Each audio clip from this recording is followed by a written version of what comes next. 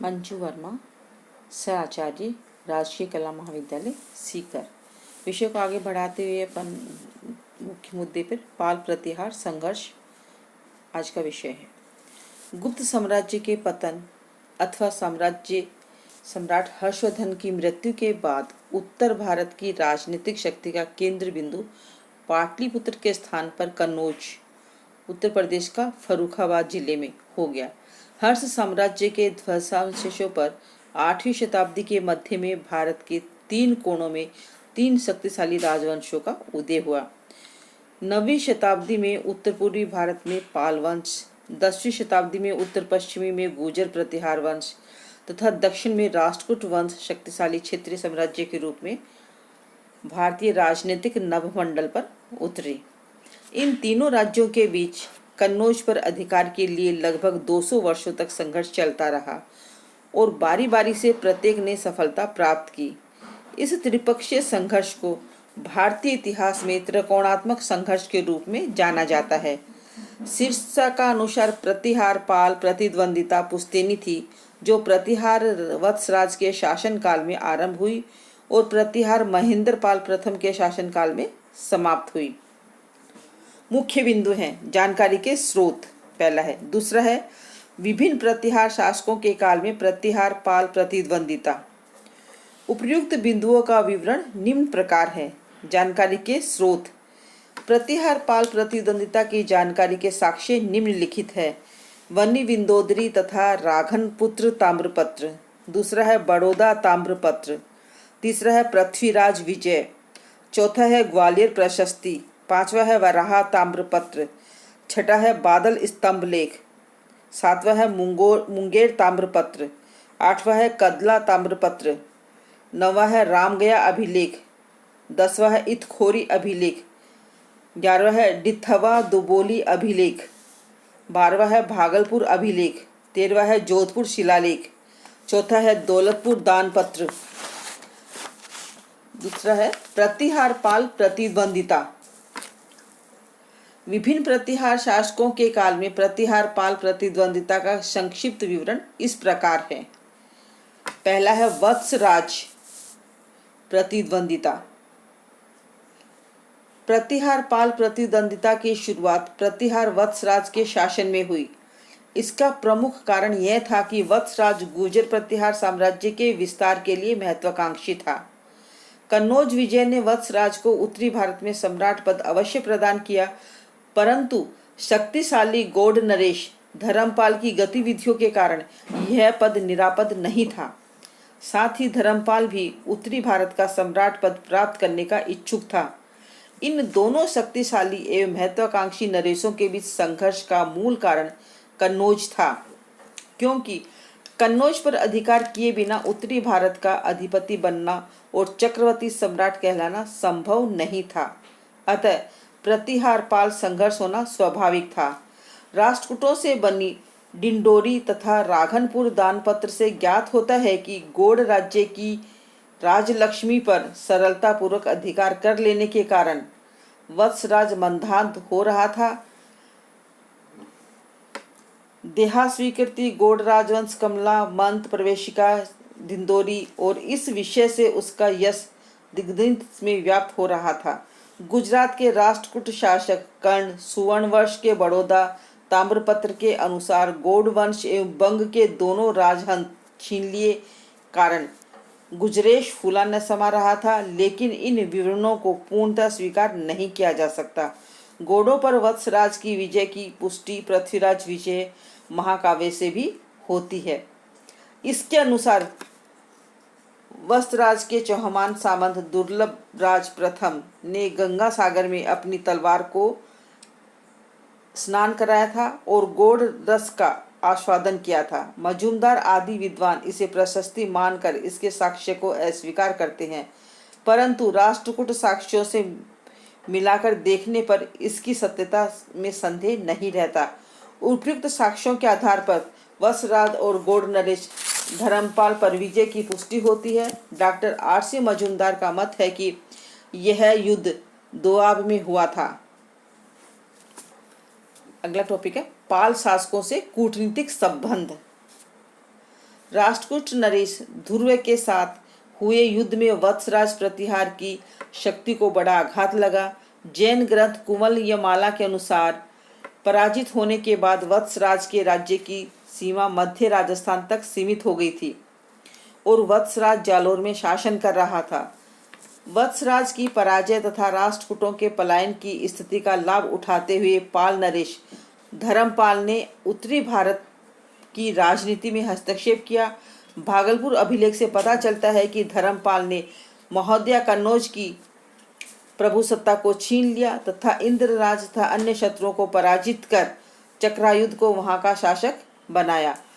चक्रायुध का अपने संरक्षण में राज्यारोहण करने के लिए कन्नौज में एक समारोह किया गया। खलीमपुर प्लेट के आधार पर इस समारोह में भोज, मत्स्य, मंद्र, कुरु, यदु, यवन, गंधार और कीट के शासकों के अतिरिक्त उज्जैन यानी अवंती नरेश वत्सराज भी सम्मिलित हुए। धर्मपाल से शत्रुता होते हुए भी वत्सराज ने अन्य देशों के साथ इस समारोह में भाग लेकर धर्मपाल के संरक्षण में कन्नौज के शासक चक्रायुध को मान्यता देने का कारण डॉक्टर सत्य प्रकाश भारत का इतिहास में बताते हैं। राजपूत काल के अनुसार यह हो सकता है कि राष्ट्रकूटों की बढ़ती हुई शक्ति को देखकर तथा उसकी साम्राज्यवादी प्रवृत्ति की आशंका से भयभीत होकर वत्सराज ने धर्मपाल से मित्रता कर ली और कूटनीतिक प्रतिभा का परिचय दिया। नेक्स्ट सेकंड है नागराज द्वितीय पाल प्रतिद्वंदिता।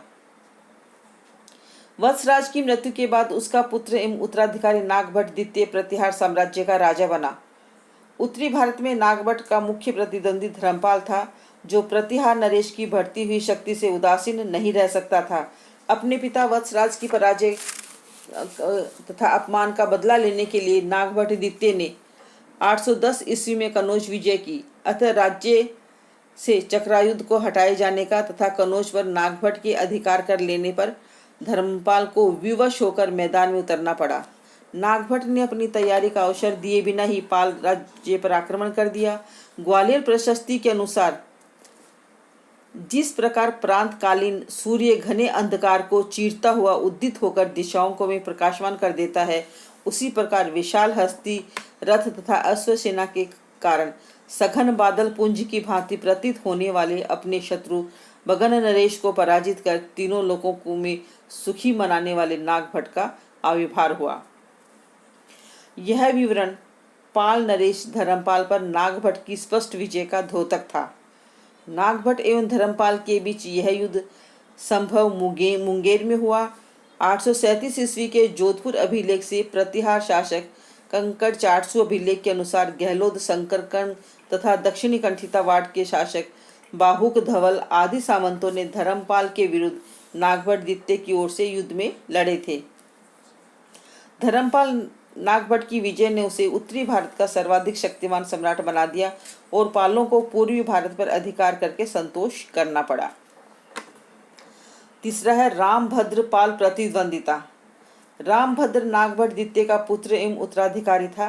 प्राप्त साक्ष्यों के आधार पर ऐसा जान पड़ता है कि उसके शासनकाल में प्रतिहार राज्य पर कोई घोर संकट उपस्थित हो गया था, क्योंकि ग्वालियर प्रशस्ति के अनुसार इसने कुशल अश्वारोह सेना युक्त अपने सामंतों की सहायता से अंधतन एवं क्रूर सेनापतियों को बलपूर्वक बंधुआ बनवा लिया।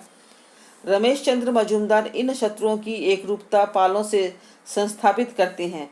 सम्राट भोज के वहरा ताम्रपत्र से ज्ञात होता है कि नागभट्ट द्वितीय के समय में दिए हुए कालंजर मंडल के अंदर स्थित बालाका ग्रह के दान पत्र एवं नवीनीकरण रामभद्र के शासनकाल में नहीं हो पाया था।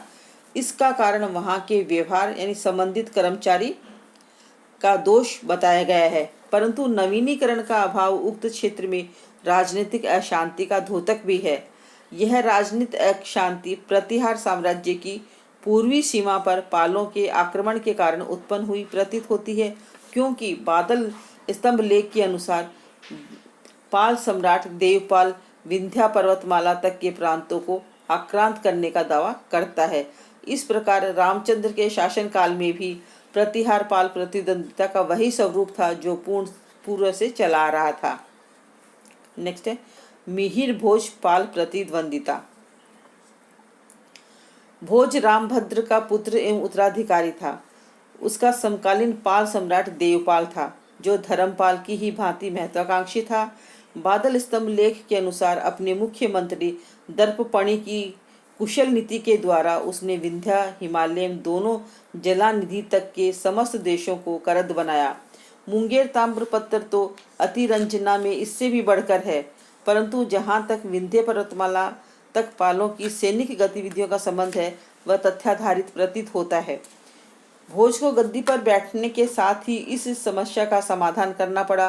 फलतः ये दो सबल सम्राटों का संघर्ष प्रारंभ हुआ, जिसके प्रारंभिक चरणों में संभवतः भोज को सफलता प्राप्त हुई। कहला दानपत्र के अनुसार भोज के गोरखपुर क्षेत्र के कलचुरी सामंत गुणाम्बोध ने इस संघर्ष में अपने स्वामी का साथ दिया और गोड़ों को श्रीहीन करने में सफलता प्राप्त की।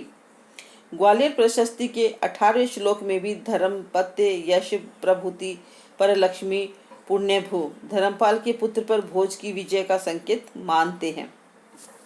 नेक्स्ट है महेंद्रपाल प्रथम पाल प्रतिद्वंदिता।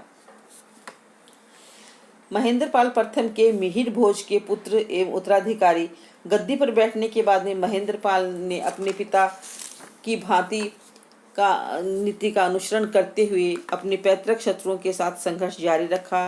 पाल शासक देवपाल की मृत्यु के बाद से ही पाल साम्राज्य क्रमशः दुर्बलता का शिकार होता जा रहा था। महेंद्रपाल के सौभाग्य से उसका समकालीन नरेश रामनारायण पाल शासक विरक्त, निर्बल एवं अशक्त था और उसकी सैनिक दुर्बलता प्राय नगण्य थी। फलतः भीतरी शत्रुओं को दबाकर रखने तथा बाह्य शत्रुओं से अपनी रक्षा करने में वह सर्वथा असमर्थ था। महत्वाकांक्षी महेंद्रपाल ने उसकी इस दुर्बलता से पूरा लाभ उठाया, जिसके फलस्वरूप प्रतिहार साम्राज्य की सीमा क्रमशः पूर्व की ओर बढ़ने लगी।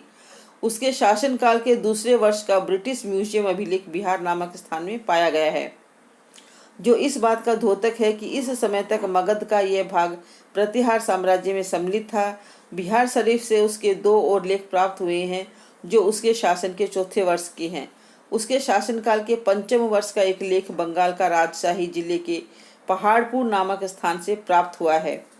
इसके अतिरिक्त गया जिले में रामगया अभिलेख उसके शासन के 8वें वर्ष का तथा उसी जिले के दक्षिणी भाग में स्थित गुनेरिया नामक स्थान से प्राप्त अभिलेख उसके शासनकाल के 90वें वर्ष का है। हजारीबाग जिले से प्राप्त उसका इंतखोरी अभिलेख तिथिहीन है। इन अभिलेखों के प्राप्ति स्थान इस बात के सूचक हैं कि प्राय समस्त मगध एवं उत्तरी बंगाल महेंद्रपाल के शासक के 5वें वर्ष के भीतर ही उसके अधिकार में आ गए थे। 9वीं शताब्दी के अंतिम चरण में मगध एवं उत्तरी बंगाल में पाल अभिलेखों का अभाव निश्चित रूप से इस तथ्य का परिचायक है कि इन प्रांतों से पालों का अधिकार उस काल में समाप्त हो चुका था। महेंद्रपाल के 898-99 ईस्वी के डिथवा दुबोली अभिलेख में, जो कन्नौज से प्रकाशित हुआ था, उत्तरी बिहार पर महेंद्रपाल के अधिकार का द्योतक है। 400 अभिलेख से ज्ञात होता है कि भोज के गहलोत सामंत हर्षराज के पुत्र गोहिल ने अपनी अश्व सेना की सहायता से गौड़ नरेश को पराजित और पूर्व के राजा से कर ग्रहण किया था।